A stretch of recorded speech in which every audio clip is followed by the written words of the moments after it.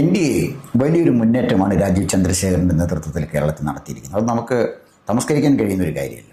ഏറ്റവും പ്രധാനപ്പെട്ട ഒരു കാര്യം, ബി ജെ പിയിലെ ഗ്രൂപ്പിസം ഇവിടെ അവസാനിപ്പിക്കാൻ അദ്ദേഹത്തിന് കഴിഞ്ഞു. അദ്ദേഹത്തിന് ഗ്രൂപ്പില്ല. ഒരു വലിയ ചലനം ഉണ്ടായി. 2020 എൻ ഡി എയിലേക്ക് കൊണ്ടുവന്നു. അത്തരം ചില കാര്യങ്ങളോടുകൂടി പിന്നെ അദ്ദേഹത്തിൻ്റെ ഏറ്റവും വലിയ പ്രത്യേകത ഞാൻ കാണുന്നത്, ഈ UDF ശബരിമല വിഷയം പോറ്റിയെ കയറ്റി എന്ന് പറഞ്ഞ പാട്ടുമായിട്ട് അവർ ഇറങ്ങിയപ്പോൾ അതിനെ പ്രതിരോധിക്കാൻ തന്ത്രിയെ അറസ്റ്റ് ചെയ്തുകൊണ്ട് പിന്നെ കള്ളക്കേസുണ്ടാക്കി അതിനെ പ്രതിരോധിക്കാൻ CPM ശ്രമം നടത്തിയപ്പോൾ തിരഞ്ഞെടുപ്പിനെ മതപരമായി തിരിച്ചുവിടാനാണ് രണ്ട് മുന്നണികളും ശ്രമിച്ചത്. പക്ഷേ കേരളത്തിൻ്റെ പ്രശ്നം അതല്ല.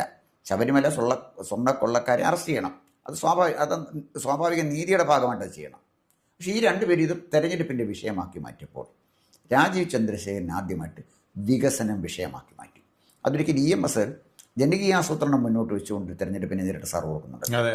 അതൊരു അന്ന് വലിയ മുന്നേറ്റം ഉണ്ടാക്കിയത്. തീർച്ചയായിട്ടും. കാരണം ജനങ്ങൾ എല്ലാ വിഷയങ്ങളും മടങ്ങും, മറ്റേ വർഗീയത ഇതൊക്കെ മാറ്റിവിട്ട് ജനകീയ ആസൂത്രണത്തിലേക്ക് പോയി എന്ന് പറഞ്ഞ പോലെ EMSന് ശേഷം വികസന അജണ്ട മുന്നേ വെച്ച് തെരഞ്ഞെടുപ്പിനെ നേരിടാൻ തന്ത്രപൂർവ്വം രാജീവ് ചന്ദ്രശേഖരന് കഴിഞ്ഞു എന്നുള്ളത് നിസ്സാര കാര്യമല്ല.